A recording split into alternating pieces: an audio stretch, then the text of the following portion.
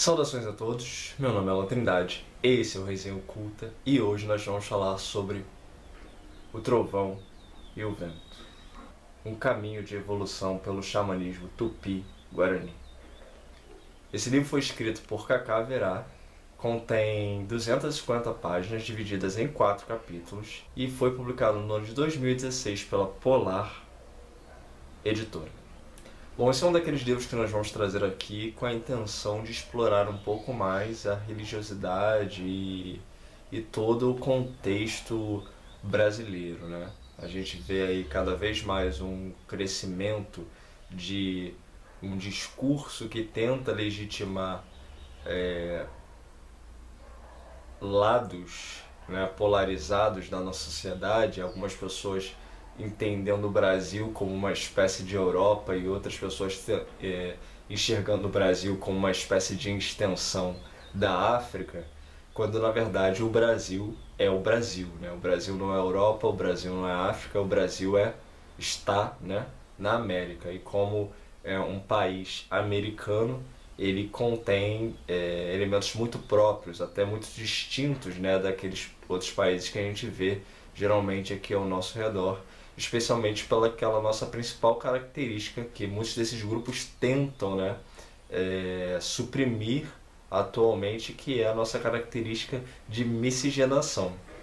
E mais uma vez o que a gente vê nesse movimento de supressão é o lado indígena sendo atacado, sendo enfraquecido, etc.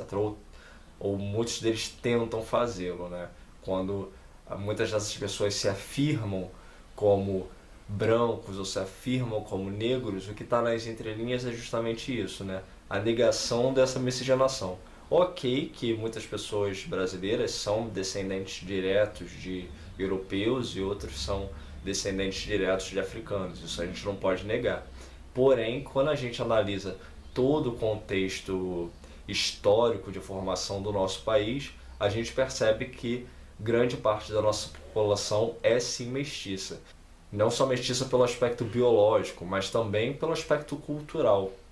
Muitos dos nossos hábitos, tanto alimentares quanto de convivência, etc., são sim oriundos, né, de uma herança indígena que reside em nós, mais uma vez, né, seja biologicamente, seja culturalmente, ou ainda como uma fusão desses dois.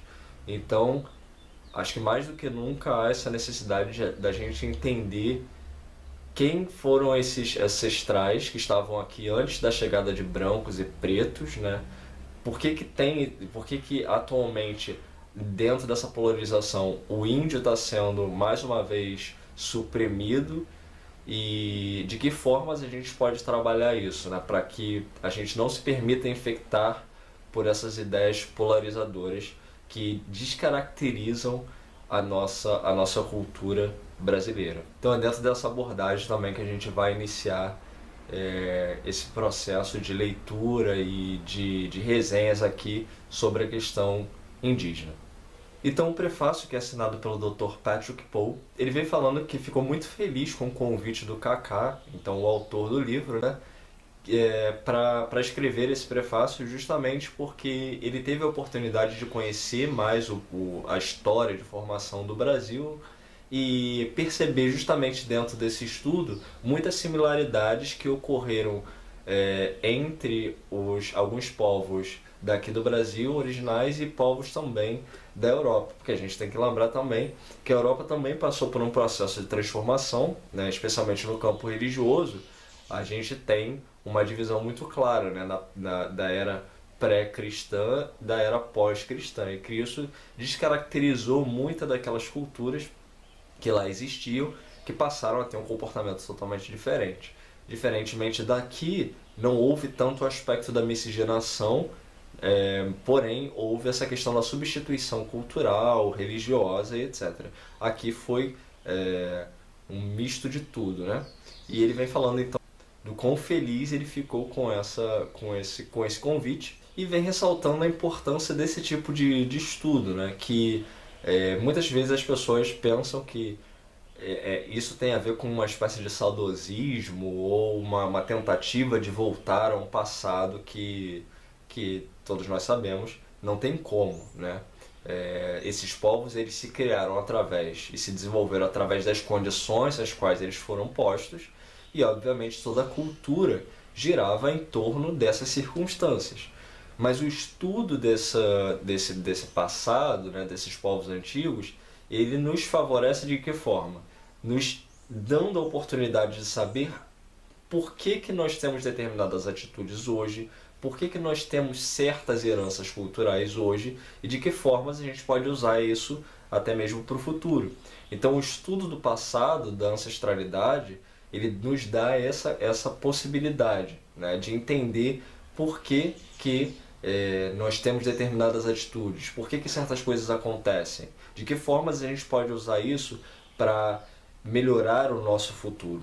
Então não tem a ver com um saudosismo no sentido de vamos todos voltar a morar em ocas e transformar o Brasil numa grande floresta novamente. Não, não é isso. Mas uma tentativa de tentar nos reconhecer como tendo uma identidade nacional e de que formas isso pode colaborar para o nosso progresso enquanto nação. Então conclui esse prefácio fazendo algumas correlações que ele encontrou, né, nesses textos que a gente vai ver aqui nesse livro do Kaká, entre a religiosidade e esoterismo europeus e orientais com algumas coisas ditas então por esses indígenas. Em sua apresentação, o Kaká Verá então vem dizendo a razão pela qual foi atraído para os Guarani, que estavam então pedindo socorro, porque era uma pequena comunidade que vivia às margens da represa Billings, em São Paulo, e então esses indivíduos estavam ali. E se vocês pesquisarem, não é muito difícil encontrar, né, a situação a qual muitas dessas comunidades Guarani vivem. Muitos deles vivem em situações realmente miseráveis, alguns outros em situações de constante conflito com fazendeiros e coisas do tipo, né, por causa de toda essa questão de terras e tudo mais. Então há sempre uma questão polêmica, né, e complicada e conturbada envolvendo muitas dessas comunidades. Então ele foi atraído por esse pequeno grupo que vivia ali e conviveu com eles durante 10 anos, de 88 a 1998. E aí dentro desse contexto ele fala que foi quando então ele teve contato maior com a espiritualidade dos Guarani e ressalta que as pessoas não têm noção que a ancestralidade Guarani passou por 3 fases. A primeira, de integração e culto à natureza. A segunda, de expansão, escambo e guerra, né? E aí a gente está falando ali do contexto pré-chegada do branco. E o terceiro período, então, de subjugação, que é quando o branco chega e há toda a transformação dessa sociedade e dessas sociedades que aqui viviam. E aí ele fala assim na página 24.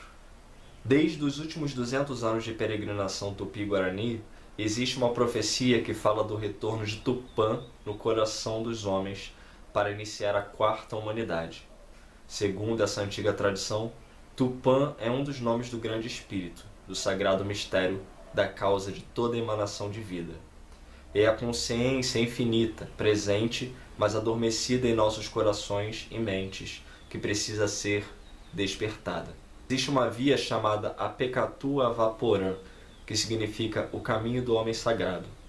É um método de aprimoramento pessoal em que a natureza e suas forças apoiam o ser humano em seu alinhamento, despertar e integração da consciência a partir de músicas, meditações e sons apropriados.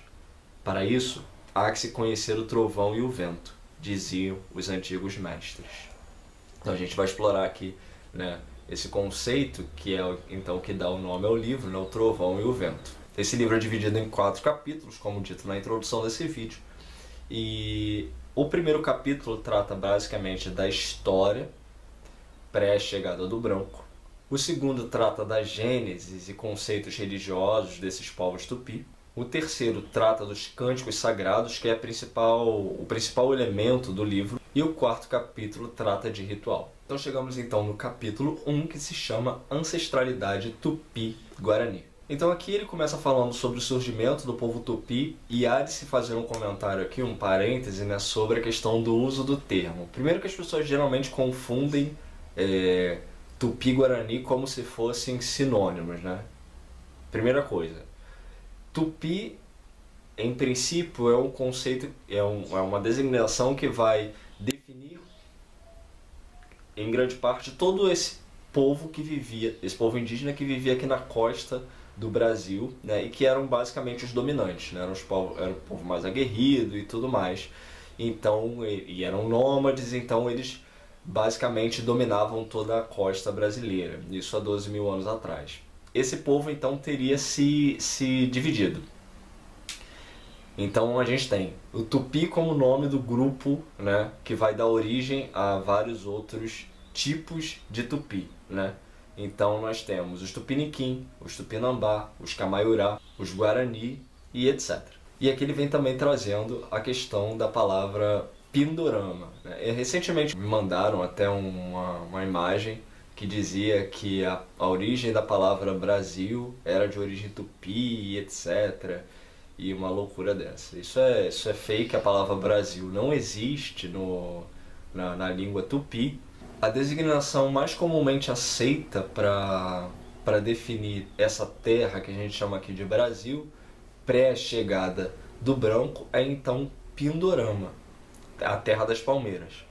Então a palavra Brasil é uma palavra de origem europeia, isso acho que não há dúvidas, né? Até onde me consta, quem contesta isso contesta sem qualquer embasamento científico, mas até porque não se tem essa palavra em tupi, mas o que se discute também é a origem dessa palavra, Brasil, né? Na escola a gente aprende que Brasil é por causa do pau-brasil, porém alguns estudiosos vão apontar que na verdade existem duas vertentes possíveis para isso. Uma é de que Brasil seja uma palavra de origem de fato portuguesa, que então significaria na sua origem, na sua etimologia, algo relacionado à brasa, né, como quente, braseiro e etc. E existe uma outra vertente que vai dizer então que a palavra Brasil é de origem irlandesa, que então seria o nome de uma espécie de ilha paradisíaca e etc., chamada Rai Brasil. E bom, e aí não se tem uma certeza absoluta sobre o porquê, né, a origem desse nome, porém, basicamente, a questão se limita a esses dois conceitos. É certo que Brasil não existe no tupi.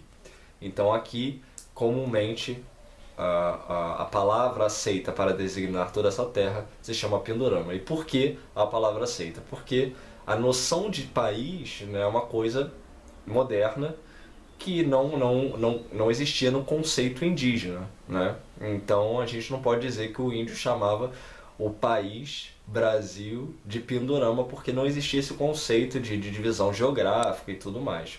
Obviamente existia um conceito de divisão tribal, coisas desse tipo, mas não esse conceito de divisão territorial dessa forma. E que, bom, embora muitas vezes a interação entre os indígenas seja retratada de forma aguerrida, né, especialmente quando a gente está falando dos tupi, porque eles são muito marcados pela questão da guerra, de fazerem guerra, né, de dominar e etc., nem sempre isso se dava assim. Então, o que ele vai destacar é que existia dois tipos de contato, né, contra as tribos, que era um contato pacífico, que era o moitará, que é o escambo, né, a troca de mercadorias, e o puxirum, que é uma espécie de serviço de camaradagem. E que há 3.500 anos atrás eles já se comunicavam com os povos Aimara e Quechua, que são lá dos Andes, né? E aí vem a curiosidade de como as coisas se conectam, né? A gente está falando aqui de Irlanda, né, da possibilidade do nome do nosso país ter vindo de lá, e de Aimaras e Quechuas, e a questão da língua tupi, dos tupi, etc. Bom, quem me acompanha aqui sabe que eu já morei na Irlanda, e quando eu morei lá, eu vivi com alguns bolivianos, E obviamente eu falava com eles em espanhol, porque eles não falavam português, etc. E quando eles não queriam que eu entendesse é, o que eles estavam falando em espanhol, eles falavam ou em Aymara ou em Quechua. Ou seja, que são línguas que eles aprendem na escola e com seus parentes, etc. Que são as línguas originais deles. E, curiosamente, lá na Irlanda, nós temos também isso, né? Quando você recebe um documento oficial, uma, uma carteira de identificação, ou as placas nas ruas, tudo na Irlanda é escrito em inglês e em irlandês. Porque existe muito essa preocupação em manter o idioma vivo. Mesmo que as pessoas não falem fluentemente o irlandês lá, os irlandeses eles entendem uh, algumas palavras, etc. Então não é algo tão distante assim da realidade deles como é para nós o tupi, por exemplo, né? Então você vê essa questão da interferência estrangeira, os irlandeses foram dominados pelos ingleses, porém eles mantêm ali o orgulho em manter a língua deles viva, mesmo que, né, de forma secundária. Os bolivianos, né, tem lá, falam espanhol, mas aprendem o quechua e o aimara. Aqui no Brasil, a gente tem uma infinidade de palavras que são faladas por nós em tupi, especialmente na nossa toponímia, mas também no nosso dia a dia, como oi, toró, nhenhenhen, e paçoca, e tatu, e por aí vai. Porém, a gente não sabe o significado dessas palavras, né? A gente sabe o sentido, mas não sabe o significado das palavras. Por quê? Porque não há um estudo, não há um interesse do nosso governo em investir nesse estudo, né? O que é uma pena. Então, acho que esses dois países seriam interessantes da gente observar a forma como eles tratam a língua deles originais, né? E a forma como nós somos tão relaxados nesse ponto em não prestarmos atenção nessa nossa riqueza, nesse nosso bem, né? Que poderia ser explorado, existe material para isso. É uma questão de né, estética? Não, é algo funcional. Como eu dei o exemplo, né, quando eles não queriam que eu entendesse o espanhol que eles estavam falando, eles falavam em Quechua ou Aymara, porque eles sabem que eu não entendo nada dessas línguas, né? Então, bom, é só fica aí uma reflexão sobre isso, né? E sobre essa questão de comunicação com os povos andinos, né, ele vai falar sobre o caminho de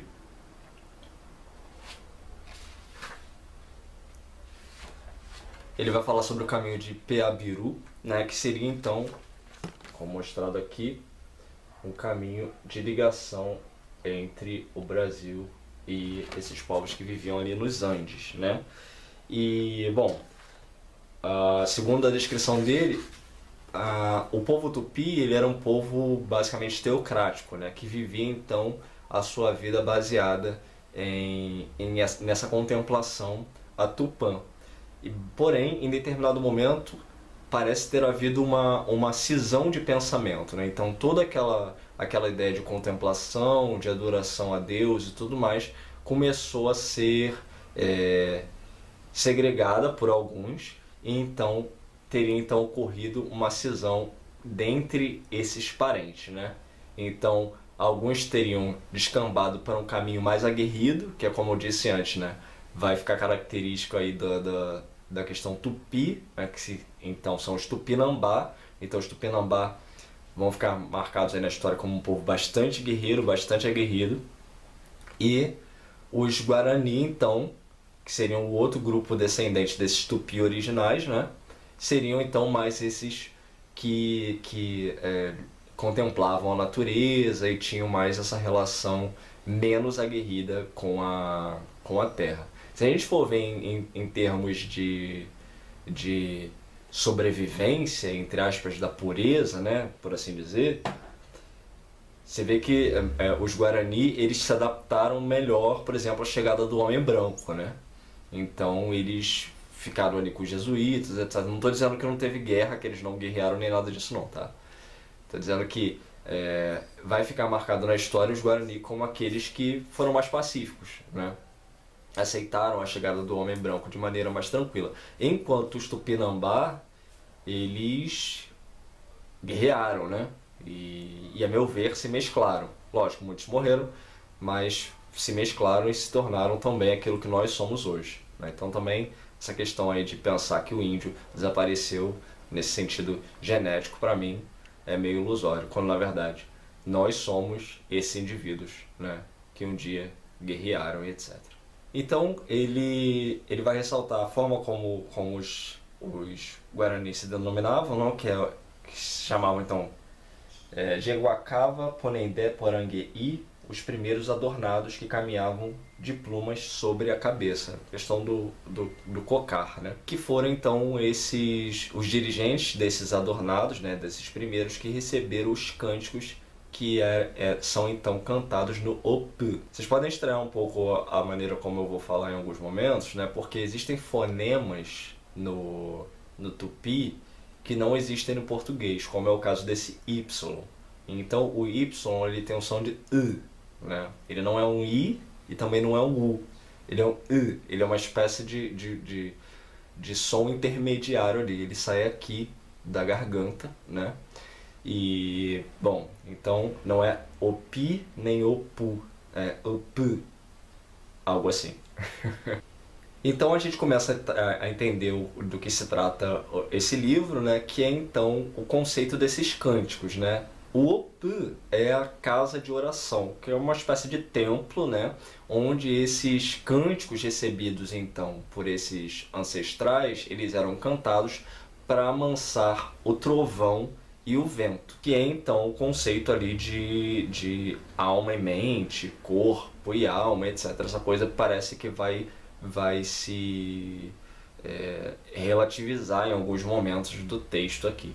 Mas são aspectos que constituem a nossa formação existencial, né? Física e não física, por assim dizer. Então eles criam que poderiam alcançar a imortalidade através desses cânticos. A imortalidade então é o Oyamoncandire e a ressurreição, que é o Araguijé Candire.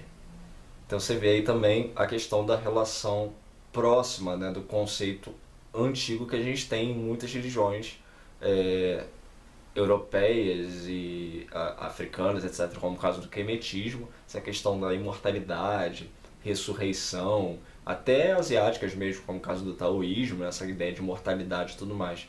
Então bem se vê que antigamente tinha-se mais ou menos difundido no mundo inteiro essa questão de como alcançar a imortalidade. Então aqui na página 37 eu vou ler sobre a questão da teogonia tupinambá, que é para a gente entender mais ou menos como funciona e funcionava o pensamento desses indivíduos, né? E aí ele fala assim: no início de todos os inícios, Monan e Poromonan criam o céu e a terra. Esses termos são expressões que representam o mistério absoluto e o mistério de todos os mistérios. Então eles criam a primeira humanidade, que se desenvolve na Terra e, por cometer gravíssimos erros e equívocos, é dissolvida por Tatá, o puro espírito do fogo. Salva-se somente Embaé, o Irim-Baie. Embaé se vê só. Então, por amanhã, lhe dá uma companheira, Maíra Monhã. Eles iniciam então a segunda humanidade. Esta também comete, no seu desenvolvimento, erros gravíssimos na Terra. Então, por amanhã, manda as grandes águas promoverem o dilúvio. Salvam-se apenas Caraíva, Sumé e seus filhos, Tamandaré e Aricote. Quando se inicia a terceira humanidade, que é a atual, mas que está em declínio, Tamandaré se torna o pai dos Guaranis e Aricote se torna o pai dos Tupi. Aricote gera Sumé, o herói civilizador dos Tupinambás. Tamandaré gera Caraíva, o herói civilizador dos Guaranis. Por amanhã se desloca para outras dimensões e deixa, desdobrado de si mesmo, Monhã e, por fim, Tupã. Nessa cosmovisão, a terceira humanidade entrou em declínio devido aos inúmeros erros cometidos por ela. Prepotência, violência, ganância, ignorância, vingança, orgulho e outros males que promovem a desordem dos ventos originários, segundo a filosofia Tupinambá. E aí então vem falando sobre essa questão da decadência do povo, né? E é interessante esse ponto, né? Você vê a similaridade entre essa coisa de um Deus que então cria, né, a humanidade, depois se arrepende e, e destrói a humanidade, etc. A questão do dilúvio, né, que é muito dita ali por aqueles povos ali do Oriente Médio e tudo mais. A gente tem como principal exemplo a Bíblia, né, que nos trouxe essa história, mas isso é contado no mundo inteiro, em fontes até mais antigas do que a própria Bíblia. Então, né, é interessante essa questão da similaridade. E isso pode despertar uma exclamação em algumas pessoas, dizendo: mas será que isso então não é uma adaptação pós-contato com o branco? A gente vai falar disso mais pra frente, mas em princípio, segundo o autor, não. E aí logo depois ele vem falando sobre a história do xamanismo, vai citando Jung, né, e toda a conceitualização do xamanismo e o desenvolvimento então desse conceito em relação à abordagem tupi sobre essa prática, né, de contato com os espíritos, o uso de substâncias enteógenas para fazer esse contato, o conceito de Tupã e etc. Infelizmente não dá pra gente se aprofundar muito por causa do tempo, mas ele então vem tratando essa parte de forma extensiva para então dar entrada pro segundo capítulo do livro, que se chama Os Princípios do Trovão. Então aqui ele começa falando sobre a etimologia da palavra Tupã e da associação desse deus, né, com a ideia do trovão e das tempestades, e que alguns acadêmicos então apontam que existe uma curiosa relação entre tanto a palavra quanto o conceito do deus encontrados tanto no Japão, né, então existe um deus no Japão com esse nome, sendo que chama Tupá, e na Polinésia também, com as mesmas características, sendo um deus também relacionado ao trovão e com esse nome. Tupã é um desdobramento de Poromonhã, que é o absoluto incomensurável, que vibra então Yamandu, o inominável. Então, quem é familiarizado com Cabala, por exemplo, vai perceber nesses conceitos uma relação muito interessante, né? Que existe o conceito do absoluto, né? Que é ininteligível para nós, que é Poromonhã. Poromonhã, então, que é esse absoluto, dá origem a Yamandu, que é o inominável. E Tupã, né, que é a força do trovão, então um desdobramento dessas fontes, né? Yamandu, inclusive, para quem não conhece, eu super recomendo, tem um violonista maravilhoso que se chama Yamandu Costa, e bom, e é realmente algo divino ver aquele cara tocando e etc, porque ele toca com uma sinergia, uma coisa maravilhosa. Procurem aí Yamandu. Além do nome dele ser maravilhoso, né, e o nome de um divino, o cara toca divinamente. Então, ele então cria mundos cantando, e a partir desse canto, ele, o Deus, né, e a partir desse canto, então, criam-se 10 princípios norteadores para a humanidade. E aí, nesses 10 princípios, é onde ele vai começar a destrinchar mais o conceito sobre a questão da religião e etc. Toda a conceitualização da divindade e como essa divindade se manifesta, né, e quais são os parâmetros que nós, seres humanos, teríamos que seguir para estar em equilíbrio com essas forças divinas, né? Então, ele chama de os princípios do trovão, que o primeiro é o silêncio criador, o segundo é o ser como um som, terceiro, os ciclos da renovação, a visão profunda de si, a palavra em movimento, a ética da unidade na diversidade, a roda do sonho e da vigília, a arte de servir, o ser fraterno e o fluxo da vida. E dentro dessa parte aqui é que aquela coisa anterior que eu disse fica mais evidente, né? Porque existe a ideia de que esse ser então divino se subdivide em 7, né? Ele se expande através de 7 manifestações, Então essa própria questão do 10, né, é muito parecida com aquela coisa dos 10 mandamentos, né? Se você pensar assim de primeira, parece a coisa, qual é os desígnios de Deus, né?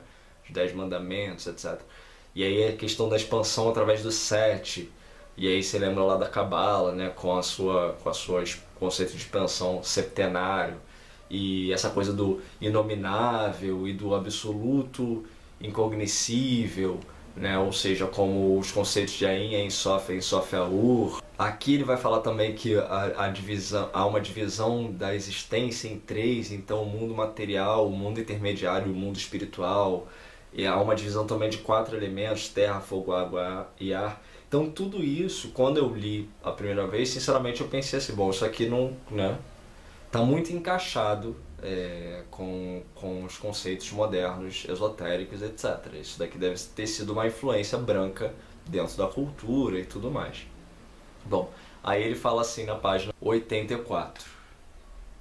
Uma vez que os ventos originários deram forma ao fogo assento, logo aparece o bastão de poder, o papuga, o cetro de comando do Criador. As metáforas aqui expostas, que surgem das palavras apuca e popuga, extraídas de um verso guarani, parecem indicar uma influência ocidental, mas vale lembrar que esses versos foram extraídos da nação Jeguacá-Tenondé, povo que resistiu ao contato com os espanhóis e com as missões jesuíticas. Esse povo afirma ter vindo de um lar que afundou após um grande levante de águas, ocorrido em tempos imemoriais guardados na história oral, e desse passado antigo, desde antes das grandes águas, os Jeguacá-Tenondé ainda preservam os ensinamentos. Então, o que isso significa, né? Que esse questionamento que eu levantei, por causa dessa similaridade, segundo esse parágrafo aqui, parece dizer que não, que isso não é uma interferência do branco nem da modernidade, que esse povo preserva esse conhecimento de tempos imemoriais. E essa questão da água também, que foi, né, lembra muito aquela coisa de Atlântida e tudo, né, que algumas pessoas falam. E algumas pessoas vão dizer que os Atlantes eram vermelhos, né, que é a cor que define os indígenas. Então, bom, é lógico que a gente tem que estar aberto a possibilidades, né, mas a gente também não pode deixar de pesquisar, investigar as coisas e estudar sobre. Então, é possível que isso seja original de fato, né, que todas essas relações sejam relações naturais desse povo, sim, né? Como a gente vê, por exemplo, similaridades por exemplo, em alemão o pronome eu é ich, né? Em tupi o pronome eu é iché, é a mesma palavra. Então, similaridades às vezes ocorrem em povos que nunca tiveram contato aparente um com o outro. Chegamos então ao terceiro capítulo, que se chama Os Cânticos que Educam os Ventos. E ele fala assim na página 65. Na língua tupi, a palavra aiu significa ser e também sopro ou vento. É uma designação para o espírito. Apresento aqui os cânticos imemoriais que foram ouvidos por antigas árvores, animais, rios e relevos no longo caminho de Piaberu.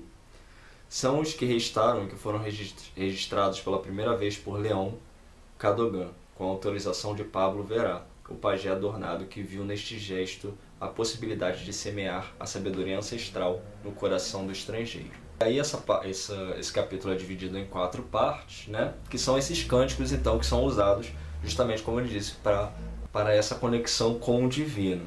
O primeiro conjunto de cânticos chama Mainoi Irecó e Piqué, os primeiros costumes do colibri. Eu vou ler aqui o primeiro, é lógico, eu não sou fluente em tupi, nem em guarani, e então eu tenho sotaque, né? Pode ser que eu cometa algum erro de pronúncia na questão da tônica e tudo mais, mas é só para vocês terem uma noção, mas eu estudei um pouco a língua tupi, então eu tenho uma noção básica de pronúncia. Então é só para ilustrar como mais ou menos soa, né, a língua, mas é lógico que ressalto, né, eu não sou fluente, então posso estar cometendo algum erro. E aí o primeiro ele fala assim: Yanderu papa tenonde gueteran ombodiera pitu imagui. Nosso pai primeiro criou-se por si mesmo na vazia noite inicial. E aí então os cânticos vêm desenvolvendo toda essa questão da Gênesis e tudo mais. Esse primeiro é um conjunto de 8 cânticos, e depois ele vem no capítulo explicando os conceitos apresentados então nesse primeiro conjunto. A parte 2 é Aivu Rapita, os fundamentos do ser. Nyamanduru etetenondegua, o Ivarapeteigui, o Ivarapi emba equaagui, o Quarará ma tataendi tatatina alguero monye monyan. Nosso Pai manifestado, verdadeiramente o primeiro de uma pequena porção de sua própria divindade, da sabedoria contida em sua própria divindade, em virtude de sua sabedoria criadora, fez que se engendrassem chamas e tênua neblina. Esse segundo conjunto são de 15 cânticos, e ele também depois vem no capítulo explicando alguns elementos desses. A parte 3 se chama Ivitenondé, a primeira terra, que são um total de 10 cânticos. E a parte 4, isso aqui é complicado, hein? Vamos lá. Que é o Onyen Boapuka Potá Gea Yu Porangué Irembi Rerovu Aranhi. Está na hora de dar assento a um ser para a alegria dos bem-amados. E, bom, composto por 8 no total, e também vem os comentários em seguida sobre.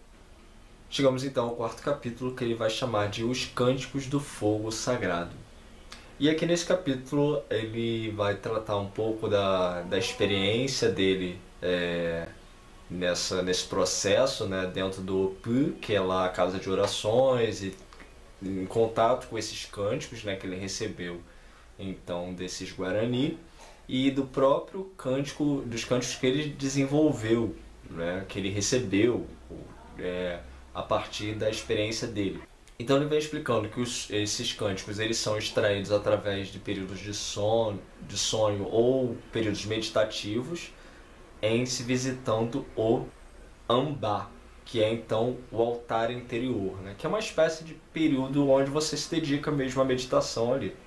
E aí quando a gente se predispõe a visitar o Ambá, né, que é esse altar interior, esse processo de interiorização, ele divide então em 3 estágios, né, que ocorrem a partir desse momento. O primeiro estágio é o Nhen Nhen Nhen. Então sim, essa expressão que nós conhecemos bem aqui no Brasil de para de Nhen Nhen Nhen, isso é de origem tupi, porque o verbo falar em tupi é Nhen. Então, Nhen Nhen Nhen é falar, falar, falar. Então, quando a gente senta para meditar, a primeira coisa que vem são então os Angeru, né, que são os espíritos que começam a falar na nossa cabeça. Espíritos, leia-se não necessariamente seres, né, espirituais, etc., mas toda aquela coisa, aqueles sentimentos, etc., aquela tribulação e aqueles sentimentos muitas vezes ruins e ansiedade e tudo mais, que vem então começam a perturbar a nossa cabeça. Então esses são os Angeru. E os Angeru, então eles ficam de Nhen Nhen Nhen, ou seja, falando na nossa cabeça. Esse é o primeiro estágio. O segundo estágio, então, quando você está no Ambá, né, ou seja, concentrado no seu altar interior, é o Nhen Porã, que é então a falação, mas a falação de palavras formosas, né, uma coisa mais tranquila e etc., onde você está um pouco mais relaxado, e então palavras mais bonitas e sentimentos melhores começam a vir na sua cabeça. E o terceiro estágio, então, é o Porã-ei, que seria então aquele estágio que possibilitaria alcançar o silêncio, mas que propicia então cura, e é um estágio que então reverencia a nossa existência. Ele então apresenta 21 cânticos, nas quais ele ele recebeu através desse processo, né, que ele praticou frente a uma chama. Então ele vai ressaltar isso, né, a questão da chama, a importância da chama, porque a chama ela purifica tanto fisicamente quanto espiritualmente, mentalmente. Então, mesmo que o ideal é que você tenha uma chama quando você estiver praticando esses cânticos, mas você também imaginar uma chama na sua cabeça, né, dentro da sua mente e tudo, porque ela tende a purificar então toda negatividade, né, tudo aquilo que não serve. E chama também tem a relação lá com o Tupã, né, que é o trovão é fogo, né? Então essa correlação também, é o que estou fazendo aqui. Então ele recebeu esses cânticos dentre os anos de 2002 e 2003, durante 21 dias, né? Então um cântico a cada dia, que você então pode praticar da mesma forma, né? Então sentar frente a uma chama e imaginar uma chama e cantar, recitar esses cânticos e meditar sobre eles. Eles estão em português. Chegamos então à conclusão do livro. Há muitas similaridades entre os conceitos esotéricos ocidentais, né, gerais, e o que vocês vão encontrar aqui nesse livro, como eu disse. Então, se você for uma pessoa familiarizada com a conceitualização esotérica religiosa geral, você vai ver que há muita similaridade. E isso facilita muito. O livro é leve, instrutivo e introdutório. Porém, ele tem alguns elementos, né, como eu citei aqui, por exemplo, a questão da pronúncia das palavras ou algumas noções, né, sobre a questão da história do Brasil e etc., que não são necessariamente aprofundadas aqui nesse livro. Então, talvez seja interessante que você tenha um conhecimento prévio para ler esse livro. É necessário um conhecimento aprofundado? Não. Né? Mas uma pequena familiaridade. Assim, se você assistir alguns vídeos sobre o Brasil pré-chegada do branco, etc., e essas divisões de tribo, etc., só para ter uma noção mesmo de como era a coisa aqui, para tirar muito dessa romantização de que o índio vivia aqui fumando cachimbo, deitado numa rede tomando cauim, né? A coisa não era assim. Então, tirar essa coisa romanceada de que como se não fossem seres humanos, já fossem seres assim, são amiguinhos da floresta, da natureza. Não. Aqui era uma existiam tribos aqui que tinham toda uma complexidade cultural e existencial e etc. que merece ser observada sob esse viés, né? São seres humanos e como tal eles tiveram ali sua história, etc. e são os nossos ancestrais, ou seja, deram origem àquilo que nós somos. Então entender sobre essa ancestralidade é entender sobre si mesmo, independentemente da cor da sua pele. Porque como eu disse, mesmo que você não tenha um sangue mestiço ou uma pele vermelha, você, como brasileiro, né, você fala oi, você provavelmente come paçoca, fala pipoca e mora de repente em Ipanema ou em Pavuna ou em Pará ou na Paraíba. Então você de uma maneira ou outra você está inserido na cultura tupi. E essa coisa assim meio vaga em alguns momentos, né, ela dá margem para outros livros. Então eu acharia bastante interessante. Eu compraria, né, outros livros caso o Kaká decidisse então dar continuidade, como se fosse uma sequência, né, abordando mais questões de prática, etc., tratando também da história, né, sobre esse viés religioso, né, mas também trazendo mais práticas, etc., que ele pudesse então talvez extrair, né, extrair no bom sentido dessas culturas que ainda sobrevivem, né, de forma marginal muitas vezes, sim, né, à margem que eu quero dizer, né, mas que estão aí, né? São nossos parentes, então acho que merecem atenção e merecem ser vistas, né, e entendidas por nós.